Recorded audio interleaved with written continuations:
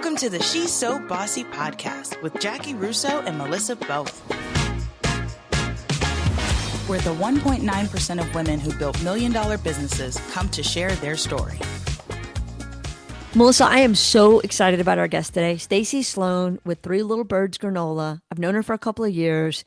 She is exactly who I think about when I think about a boss who has built a multi-million-dollar business and, like the rest of us, is still trying to figure it out.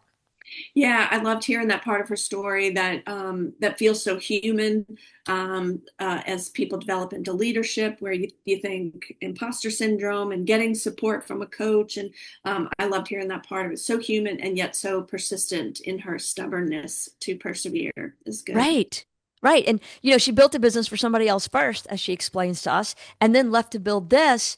I mean, that's the kind of accidental entrepreneur where you just keep saying yes and putting one step in front of the other and making sure it works out. I love it because she's passionate about something. Yes, because you have to be. And I love that she started to explain to us exactly why healthy granola is so important and is kind of an oxymoron. Yes. And she was talking a lot of granola woo stuff too. So it's a little bit of both. Well, and I was going to say, that's probably my favorite part. I don't tend to live in that area, but the way she explains it, I'm like, I think you're right. I think that is right. I think that is how the universe works. So y'all stick around and listen to Stacy Sloan talk about healthy granola, some woo-woo manifesting awesomeness, and into a $1 million company in multi-million-dollar company. Yes. Helping kids. Yes. And exactly why she is so bossy. We eat it up. She's so bossy. Welcome to the podcast, Stacy Sloan. Thanks. I'm excited about it. Well, we are excited about it.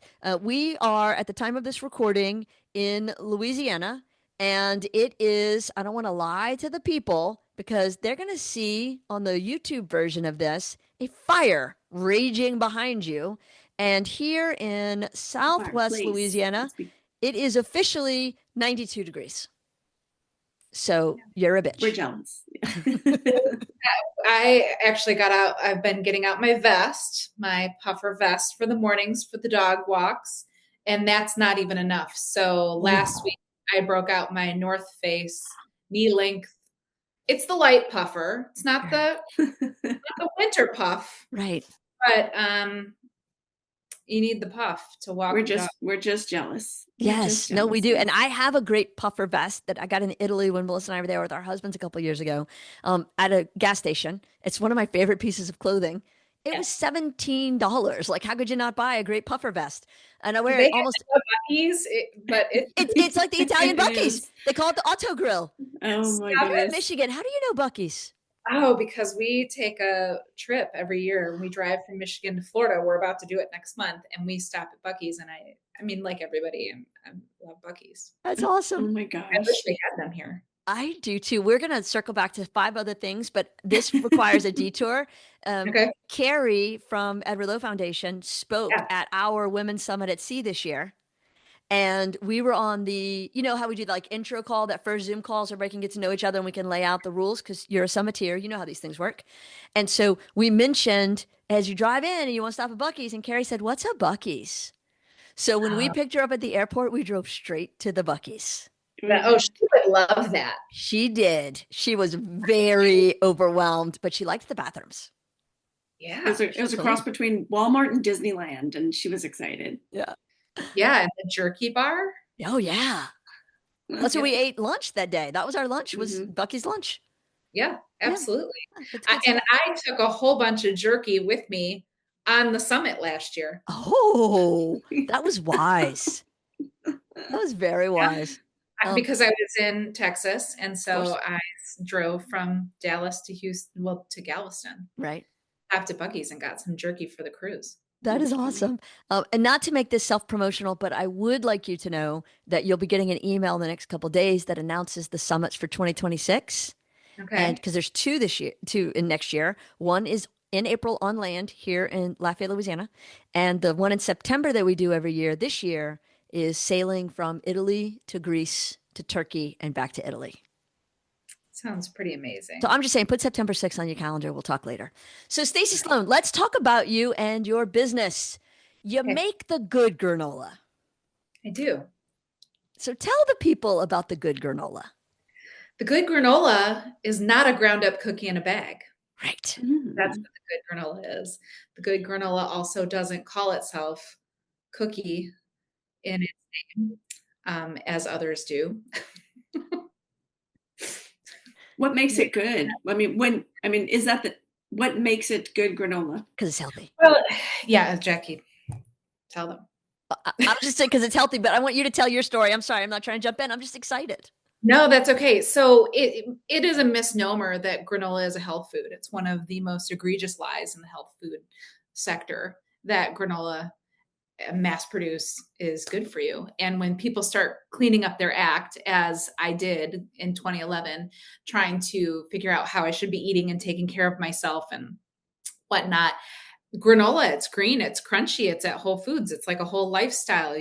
People call themselves like granola people, right? It's a whole crunchy lifestyle. It's mass produced. It can be so bad for you because it has, in most cases, tons, and I do mean tons, of added sugar. And it does, in most cases, have tons of oils. And if they're not maybe coconut oil, which is better, it's cleaner, they are very bad seed oils. So almost every mass-produced granola cereal or snack is bound together by either some type of seed oil or some other type of fat in copious quantities. So basically what you're getting is a ground up cookie in a bag. And I don't even like oatmeal cookies. So if I'm going to eat cookies, I'm going to have a peanut butter cookie or a chocolate chip cookie or a double chocolate chip cookie. I'm not going to eat an oatmeal cookie. No offense to the people who like oatmeal cookies, but they're wrong. It's not a health food in most cases. Gotcha.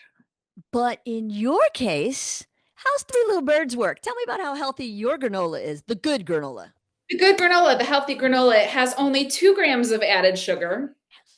And it has always only had 2 grams of added sugar. It's clean label, so we don't use anything basically that you can't pronounce, and there's nothing in it that's artificial. Super clean product. Everything that we put in it is something that you would either have in your pantry if you're somebody who cooks, or you would be very familiar with and very comfortable with. We also really cater to those who adhere to special diets for any type of reason. So for that reason, we are top 14 allergen free. And so we exceed the US, you'll hear people in the US say like the top 9, and that's what the FDA and USDA recognizes as allergen free in the United States. But what we know is that there are way more sensitivities that people have. And in the UK and in other places, they're recognizing the top 14. One of those that would be applicable to granola, because some of them are not, shellfish and fish and whatnot, would be sulfites and sulfates. And in dried fruit, which is something that we use, we do not allow any of those in our products because people have inflammatory reactions to them. And something I care a lot about, because a lot of times when people have special diets, they get really gaslit by a lot of other people. And, I know somebody who has a pineapple allergy, and people give her all kinds of shit about having a pineapple allergy. Somebody that I met last week has an allergy to mango. We're going to be finding, and this is me on my soapbox and with my crystal ball, but we are going to be finding that in the not so distant future, that we are going to have a lot more autoimmune disorder. And autoimmune directly, in many cases, affects people's ability to eat foods that they previously used to be able to enjoy without inflammation or without allergic reaction. And now those foods have become off limits for them. And it's a huge problem, big problem incoming. Wonderful. How did you get into this? How did this start for you? How did I get into autoimmune, or how did I get into the business? Granola. Creating the granola. I was working as a chef. I was running a company for somebody else. And I said when I started that job that I would start and run that company for 5 years. So it was a cool opportunity for me. I got to start and run a business using somebody else's money. And Nice. it was cool. Yeah, it was really cool. And what we were doing was very cool. And so I did that, but I said, I'm only going to do this for 5 years because that's as long as it's going to take to start it up and stabilize it. And then when I'm done with that, I want to be done. And in the 5th year, I realized I was going to be done. And also at that time, I was looking around at my colleagues in the culinary industry who were older than I was, and they were in their 40s and 50s. And I started, you know, my career as a culinarian when I was 17. So I went right from high school into culinary school, and I never left that industry. But I had a lot of friends who were older than I was, and they were starting to have really significant health problems. And they were, fighting obesity and knee replacements and problems with their back and achy joints and all of this stuff. And a lot of it was because, and especially if you think back at 2011, what did we know about nutrition? We didn't have access to the internet the way that we have it now. And so a lot of what people knew about what was good for them was just what was told to them and had been told to them, and recycled information since, the 90s and earlier. And I just thought, if I don't want that to happen to me, I should figure out what I should be doing. And in my life, my weight had constantly fluctuated. As a kid, I started out as a real little kid, but then I had some childhood trauma and that ballooned my weight and codependency on food. And so I really got to, be 30 years old and say, like, I've got to do something about this. And so I started to try to be self-taught about what was good, what was bad, what should I be doing, what should I not be doing. I got certified as a yoga instructor and certified as a spinning instructor, and I was running marathons and half marathons. And the food was the piece that I couldn't really quite figure out. And so I started to eat granola, and then I started learning about nutrition and thought, oh, this is really not that good for me. So I'm going to make my own. And it's that cliche story of the food founder who makes the salsa and the jam and the whatnot and starts giving it to other people, and other people like it and they say, you should sell this. And so you start selling it and it works or it doesn't. That is incredible. Thanks. And you just started making granola. Started making granola. Right. And just built a whole business out of it. And so, Stacy, talk about who you specifically make granola for. I specifically make granola for a segment of food service that I love and I did not have on my radar. It happened quite by accident. I work almost exclusively with K-12 schools. And we work to be in compliance and to exceed the guidelines of the school breakfast and lunch and snack programs and after school foods, supper, and summer meal programs. It happened because I was making granola, I was selling it to chefs, and another colleague found out about it. And he said, well, I'm the regional district chef for Detroit Public Schools.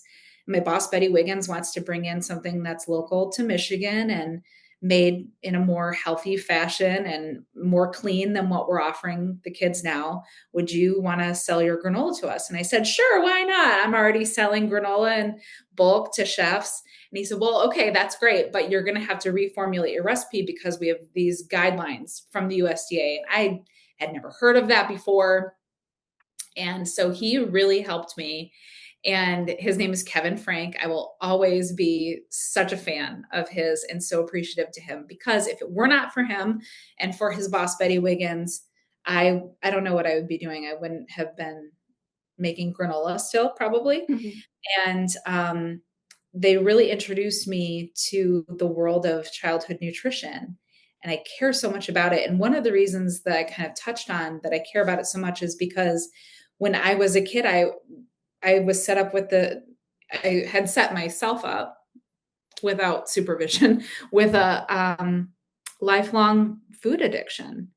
And this is the time when we're helping kids develop the palate for what they like to eat and what they're going to reach for and what they understand to know is healthy for them. And this is not like, of course, you're not going to teach kids how to smoke, but we're basically doing the same thing to them if we're not providing to them access to the highest quality, cleanest, most nutritious, least processed foods available. So this is a real soapbox issue for me, because they're going to carry this with them for the rest of their lives. So it matters now because it matters as it pertains to, their test scores, because we really care about that in this country. We really care about, how much information they're able to retain and how they're able to show up in their lives and be, kids in their classroom with other kids and teachers, and behavior. We can reduce behavior problems and increase concentration if we give them really great food. And so it matters today, but it's also going to matter when they're 90 years old. Because 100%. I wish I had you when I was growing up, when all I had was sugar with milk and a spoon. Right. Colored sugar, pretty sugar. Yeah. Yeah. And I love how you describe it, because it makes it have so much meaning and purpose behind what you do. And that's beautiful. Thank you. Yep. No, I love it. And so how many different school districts are you in now? So there does become a point when you don't know who all your customers are anymore. Yeah. Which is a little sad, makes me a little sad, but also very exciting, because it means that you have a business that's viable and bigger than you can keep your fingertips on at all times. What I can tell you is that we operate in Michigan, Minnesota, Texas, California, and Colorado. Wow. That's a lot of kids. Yeah, that's impressive. It is. It's fun. It's really cool to be able to see what the different states are doing, because every state has different things that they do. So, they're showing up in certain ways based on their demographics and what's local to them and what's cultural to them, what kind of funding they get from their states. How hard, or I don't know if we're at this point of the questions, Jaci, you may have more practical ones right now, but I want to know, how hard or easy was it to grow into all this? It was super hard. It was super hard. I made it harder. And this is something that I want people, if they're starting out or if they're still in first stage. Yes, lay it on us, please. Save me. Save me from myself. I didn't have the confidence. So I put the limit on myself. I was really afraid to talk to people. And I was really afraid to make cold calls. And part of that was because I had come from being an expert in the field where I was a working chef, and I knew how to do that. And I had been doing that for 15 years. But then I transitioned to a totally different segment of the food service industry that doesn't behave at all like the rest of the food service industry. And they have different guidelines, and they have different things that they have as priorities. And the guidelines were really intimidating to me because they are very specific, and it's the law. You have to be in compliance with these laws, and you have to attest that your products do meet these set of criteria. And because it's pretty complicated, because every program can be different. So there's guidelines that are set by the federal government, and there's guidelines that are also set for funding in the state that they operate in. And the funding is different at all of those levels, but the rules are also different when it comes to pre-K to K through 12. But then the rules are different in the summer for the programs that aren't the same as they are during the school year. So it's a lot. And I really struggled to understand how to be in compliance and understand all of those things. And I really felt like I didn't deserve to cold call people until I knew a lot about it. So I knew what my product was, but I thought, God, if I call them, they're going to know I'm a fraud. I don't know what this meal pattern is, and I don't know what the reimbursement rate is, and they're going to know that I don't know what I'm talking about. And so for a long time, I just hid, and I sold to one customer, and I did that for 3 years before I had the nerve to call on another school district. As if you have to know it all from the jump. Yeah. Yep. And so I really stopped myself. I made it a lot. It was hard. It's going to be hard. Whatever you're doing, it's going to be hard. Just be ready. But I made it harder because I didn't have the confidence in myself to really put myself out there and fail and risk and look stupid and all those things. So then your advice would be to? Oh, put yourself out there. Put yourself out there. I think, I know that there's a lot of men in the world who also lack confidence, but I feel like the more women that I meet, and especially the women who are in business, they lack a lot of confidence, and they lack a lot of, there's a lot of discussion about worthiness and deservingness and, can I put myself first at the expense of my family or at the expense of whatever, and I definitely went through that. And it's been an ongoing thing, right? Like, it's, even though I've built confidence as I've built the business, because the better you do, the more confident hopefully you get. But even as of 2 weeks ago, I was having a whole week long 5-day session with my coach. And it was all about this. It was just all about like worthiness and deservingness and acting from this place of being worthy and deserving and taking actions from your true self, not the person that you think that you are. Stop making actions from that person. That person, not the person. That person's an idiot. That it doesn't even exist, right? That person isn't even real. Oh, right. That's good. Right. That's good. Persons pretend. As you're talking, I'm just like nodding my head, being like, yes, preach, tell me more, because it reminds me of a quote that I perform every time I do this women in leadership and how women build brands kind of differently than men presentation. And I did it this year on the summit. And it's from Jennifer Garner, back at a time when she was married to Ben Affleck, and they were each promoting movies at the same time. And they both had press junkets for their projects at the same time. And they got home, and like couples do, they're laying in bed and they're sharing notes of the day. And she said, I went through so press junket is when you, it's like Notting Hill, where like there's a whole line of media and they come in one at a time. They interview every actor on the feature. And so you kind of get the same questions and give the same answers. And she was lamenting that every single person that interviewed her that day asked about how she balances working and kids and how she makes time for the family while she's on location. And does she ever have guilt about leaving all this stuff, not about the work, not about this whole other farm business and food manufacturing company that's a lot like yours that she's built. It was all about that. And Ben let her go. And then he said, weird. All they asked me was about the tits on my co-star. And that sums up the difference in the way men and women think about their approach to work and the way we are asked about our approach to work. Yeah. Yes. So it's a long story to say, I think you're right that it is primarily women that have those challenges compared to men, because we're built differently, but we also have a different set of expectations. Yes. Yeah. Yes, there is. Did you ever have a time? Go ahead, Deb. No, you go. Did you ever have a time where you thought that this wasn't yours to build, or you were going in the wrong direction, or maybe? No, I am blessed that I never did doubt what I was doing. Good. So I knew that I didn't know how to do what I was doing, but I knew I should keep doing it. So there has never been a moment where I thought, this isn't for me. I can't keep doing this anymore. I'm not going to do this anymore.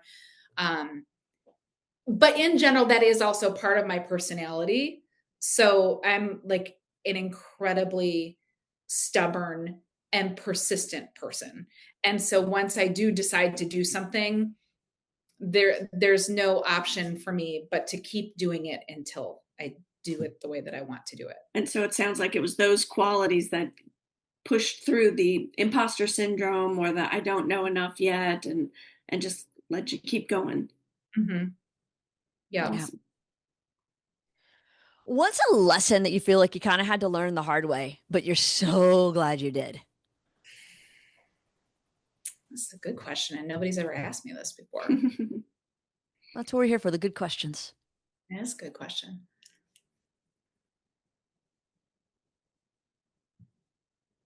To spend money when you don't want to. Oh, yeah. Tell me the story. There's a story behind that. Well, I mean, there's a story every day. It's a huge story every day. Because what happens is when you tell yourself that you're not going to hire somebody, or you're not going to go to a trade show or an event that you know would be good for your business, but you say you can't do it because you don't have the money. And when I have the money, then I'll go do that thing. The problem with that is then you're never going to have the money, because you're always going to find some other, I don't want to call it an escape hatch, but there's just this, it's actually a vibration and a frequency, if we want to go there. But there is this intention that you're saying, I'll do this when actually you have to act and commit and decide before you're ready. So you don't need the money until you decide. If you haven't made a firm decision, and this is another thing that I wish would have been really explained to me in crystal clear fashion when I started, is that you have to make very quick decisions. And if you are somebody who struggles with being decisive, you need to decide intentionally that you're going to stop that behavior in yourself, because it's very damaging. If you cannot learn how to make decisions quickly and act on them, the results of that are very damaging to your business. And they're also damaging to you because they erode your confidence. So you don't need the money for something until you decide to do the thing that you're going to do. It's sort of a manner of working backwards. So you could say, well, it would really help my business if I could go to this trade show, but that's going to cost me $12,000. So that's not for this year. That's for next year. Well, you're going to go to next year and you're still not going to have $12,000 to do it. And so that cycle is really appealing. And it makes sense. It makes logical sense. I can't do that. But you haven't decided, which means you haven't committed and you haven't put yourself on the hook. And then there's too many ways that you can kind of spin out and talk yourself out of it. You talk yourself out of it, and then you stay the same. You stay in this like plateau phase. Hopefully it doesn't cause you to even backslide, but not making the decision. So you have to, so how did I break that? How I broke that was, one, through coaching, but also two, when an opportunity comes, you say to yourself, is this opportunity going to expand and grow me and my business, or is it not? If it's not, it's an easy no. You just don't do it. It doesn't, good, you're done. You're moving on to the next thing. But if it is going to grow and expand you and your business to that next level, you have to say yes. And you have to act before you're ready. Now, somebody just asked me, somebody that I'm mentoring last week asked me, and she said, what if you really don't have the money at that time? What I want you to do, which will be very uncomfortable for a lot of people, is to decide in your mind that you're going to do it. And then you're going to pretend that you did it. And then you're going to see and imagine yourself, and you carve out specific time, 5 minutes a day, where you sit there and it's quiet and you think and you imagine what it looks like when you go to that trade show that costs you $12,000, and you close your eyes and you imagine, what does the booth look like, and who do you talk to, and why are you there, and what are you saying to them? You feel all the feelings that you would feel if you were really there, because your subconscious mind doesn't know the difference between what's real and imagined. So even if you don't have the money today, you need to today pretend that you do and make the decision in your mind, because your mind doesn't know the difference. I love that. I really can't even tell you that how much I love it, because I did not appreciate that was like a conscious choice. And as you're talking, I'm thinking, well, doesn't everybody do that? But I'm looking at Melissa's face and I'm realizing they don't much. Right. No. Yeah. And so I'm like, yeah. And not to be woo woo, but I feel like when you do that, you manifest the thing that ends up paying you the $12,000. That, like, and that's that energy and frequency she was talking about. Yeah. I'm always like, no, it's going to work out. Like, you just have to have the faith. It will all work out for the best. And if $12,000 doesn't appear, then I wasn't supposed to go to that show, but I know I need to make it appear for next year. And when it does appear, and I mean appear, not like there's a bag of cash laying on the street. I mean, something I didn't know was going to happen all of a sudden falls into place. And it's like, okay, universe is saying, go do that thing. And it made it possible. But really, you made it possible because you manifested it. Yes. And what happens is when you make that decision, the decision and the idea, you put yourself on the frequency of where all of that exists, where all of that is possible. And when you get onto that frequency and you hold yourself there and you keep seeing it, you keep imagining it, you keep feeling it, that practice is going to attract to you all of the people, all of the customers, all of the resources, all of the conversations, everything that you need in order to attain that thing that you need. Yep. So it's for a lot of people, they think it's like woo woo, but it's science.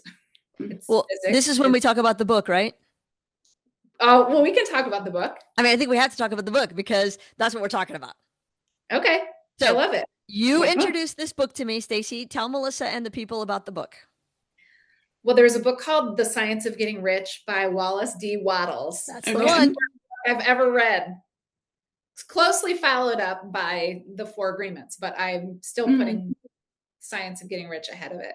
And it talks about the formless substance, and your thought creates from the formless substance. So we're always interacting with the formless substance. Some people are going to call it the ether, the universe, the quantum energy source, all this stuff. We're swimming in it. It's everywhere. It's all around us, and it interacts with us. This is one of the reasons that I love going to Big Rock Valley, because it is the place where everything there thinks back at you, because you can do it everywhere, but it's like very powerful there. So that book was incredibly important to me because it talked about the so many things in that book are so important, but it talked to me about like how this really does work, that there is a substance from which all things are made, and we have the ability to use our thought to create things with our minds and cause the things that we think about to be created. And I love that. And I love that it comes from a book that talks about it in a business sense, not in the woo sense. Right. Well, and let's talk about how long ago it was written and how many pages it is. It's a short book. It's probably, what would you say, like 100 pages? I was going to say 80. It's like big print. Yeah, it's like a pamphlet. I have a big print for everybody. And it's a short book, and it was written in the early 1900s. So when people were really starting to... like 1910. Yeah, 1910, 1913, something like that. And it was part of the New Thought movement. And there were all of these New Thought leaders. And Wallace D. Wattles was a minister, which I also love about this, because actually the Bible is filled with, the whole Bible is quantum physics. Yes. And business. Yeah. Yes. Yes. Right. So yeah, really early in the 1900s was when the book was written. And there's a chapter in that book that I also particularly love, which is to create for people the impression of increase. And I like to call it the experience of increase, because I think now the way that we use language, people think, well, the impression of something might not really be real. So if you give somebody the impression that you are this, really might not be the case. But if you can give somebody the experience of increase, and it really helped me develop the core values for my business, because I loved that idea that every person that comes into contact with me, my employees, my product, my services, I want them to feel that they were made left better off in every possible fashion, that something about their life, their day was increased, that it was made better because they came into contact with something that we said, did, or provided. And I feel like when you can really do that for people, and you do that from this place of genuine love for them, that just feels so good. They just love feeling that way. Everybody wants to feel that way. And it was something that I always kind of knew that I wanted to do with my business. We say that we want to give good service and want our customers to know that we care about them. But when I read that book, I just thought, wow, what a brilliant thing to really incorporate into the culture of my business and into the core values. And there's this little line in there that says, even if you're just giving a stick of candy to a child, do it and hand it to them with increase, with the impression of increase. And I want every little packet of granola that a kid gets in a school. I want them to feel like that. Hmm. Everyone was made with the intention of increase and love and abundance and joy for them. That's beautiful. Thanks. Mhm. I wish I thought of it. No, it is beautiful. One of the things, and Stacey, I don't know if you want to go there or not, but kind of talking a little bit about the happiness smile movement that you've kind of been working on for a while now. Yeah, it really touches back on this idea of increase and leaving people with this real feeling. And when my mom was diagnosed with dementia, we noticed things about her personality that were really different. One of the things that I noticed that she started doing was she started talking to strangers, and that wasn't something that she did before. And so we would take her somewhere, I'd have her for the day and take her to get her nails done or to lunch or something, and shopping at the store. And she would see somebody that we did not know, and it could have been anybody. It was mostly women. Sometimes it was like little children, but it was mostly women. And she would see somebody and you could see it happening. And she would walk right up to them and she would look them right in the face and she would say, "You are so beautiful." Mhm. And people would have their responses were really interesting. So some people were like really surprised, like, because why is this happening? And who is this person? I don't know them. And they're processing, they're surprised. And then there's other people who like accept it immediately and they're like, "Oh, thank you. You're so sweet. That's so nice." And then there were the people who would start to cry. Mm. And those were the ones that really got me because you could tell that no one had ever, or maybe ever, or maybe recently had really seen them or given them a compliment or said Yeah. something nice to them. And they would cry in it. And then they were surprised by themselves crying. And then they would be apologetic about why they were crying. And, it brought my mom such happiness to do this to people, and you could not stop her from doing it. And it was really difficult during COVID because everybody was like, we're not supposed to be seeing each other and touching each other and, whatever, getting close to each other. But when I saw what that did for people, it really was powerful for me because I just thought, how sad is it that we could be going days and years and decades without somebody saying something nice to us or saying something nice to ourselves about ourselves, or saying something nice to somebody else for no reason. And it was this really impactful experience for me that I just thought, I just want to bring more of this in the world because we tell ourselves all of these stories about who we are and who we are not and what we can do or what we can't do and what we deserve and what we don't deserve. And most of the time those stories aren't true. And those stories are based on the false stories that other people told us about who we are. And when you can help somebody rewrite their story, it's one of the most magical experiences that you can give to them because you give them this invitation, this opportunity to just start all over again, exploring this idea of who they are. And it was the greatest gift that I think my mom ever gave me. You should write a book about it. That's a big idea. Mm-hmm. But really, I think that it is ever since you told me that, and it's been a couple of years. I look for people. I'm traveling by myself, whatever, and I see somebody else, specifically women, who are crossing the street or walking down the sidewalk or whatever. And I'm not going to catcall them. That doesn't feel like the right approach. But to say that color looks really good on you, or I love those shoes. Just a little something. It seems to really catch people. I did that at the Four Columns in New Orleans once. I was waiting on a friend and I saw this woman, maybe about 10 years older than me, so maybe 65, and she had on a pretty scarf. And I just commented, and I was like, "Oh my gosh, that scarf is awesome." And she stopped in her tracks, locked eyes with me, and almost got weepy and said, "Thank you." I was like, "You're welcome." And she even said, she goes, "Just sometimes as you get older, you start to feel invisible." And I said, "Oh, I see you. I see you." That's And it. and she just delighted. And that I love little moments like that. And I as a counselor, I get to see that transformation, kind of close up and in person. And I'm sure your coach loves to see you thrive the way you are. Yeah, it's so fun because one of the things that he talks about is transformation specifically. And that transformation doesn't happen when your results change or your results meet what you want them to be. Transformation happens when you decide. And I think we can like extrapolate that into all of these other areas of life, that like in these small moments, in these little teeny tiny moments that seem insignificant, there's many times an opportunity for a seed of transformation to happen.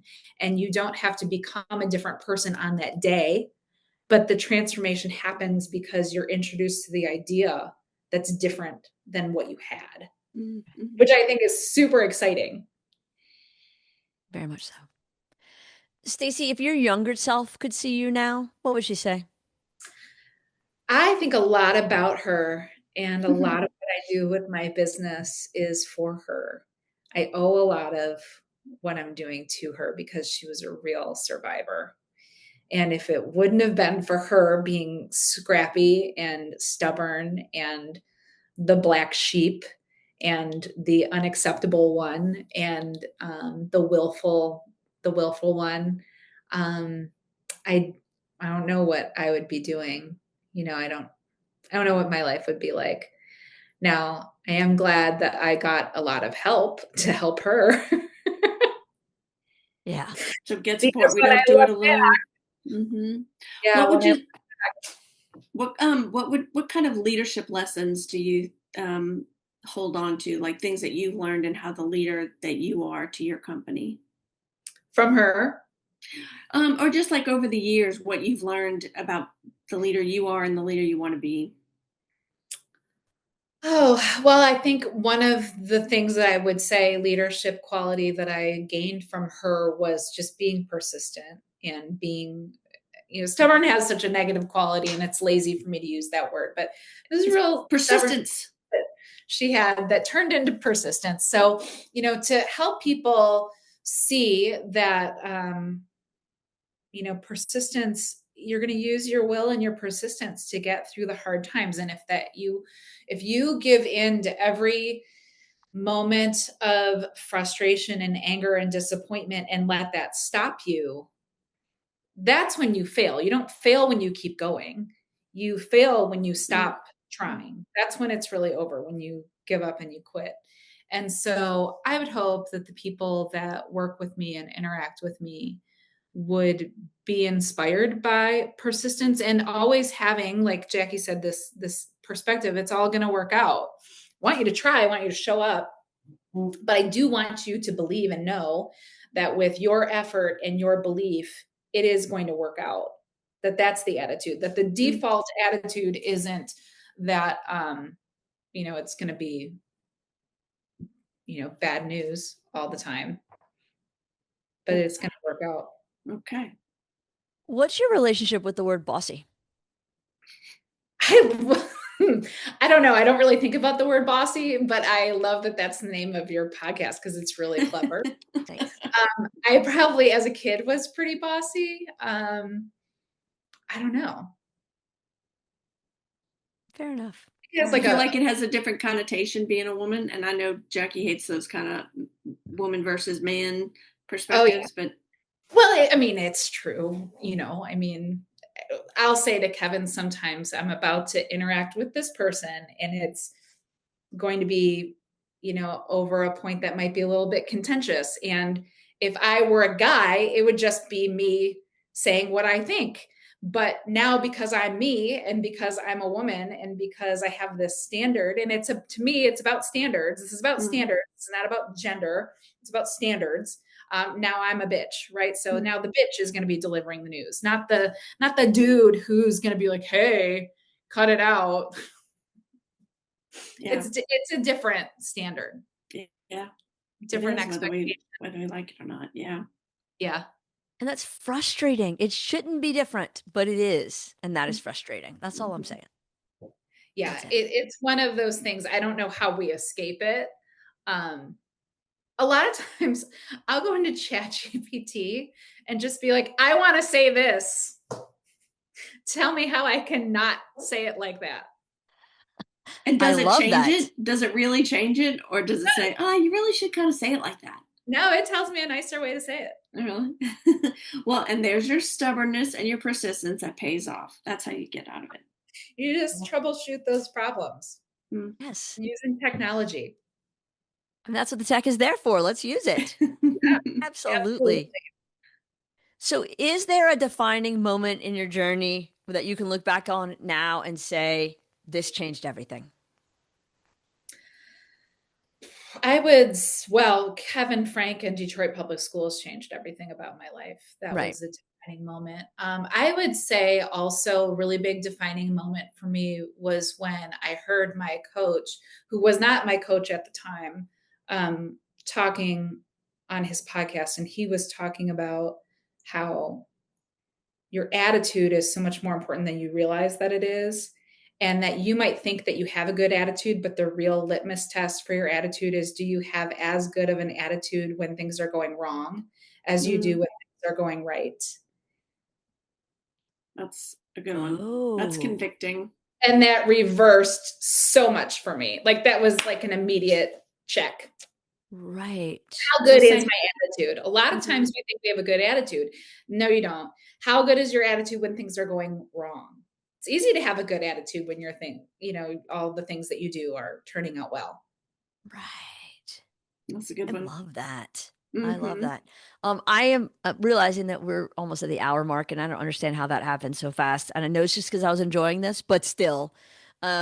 So Stacy, how do the people find you, and can they buy Three Little Birds granola themselves? Do they have to go back to school? Do they have to tell their kids to steal it from the cafeteria? How does the system work that regular people can still get your yummy goodness?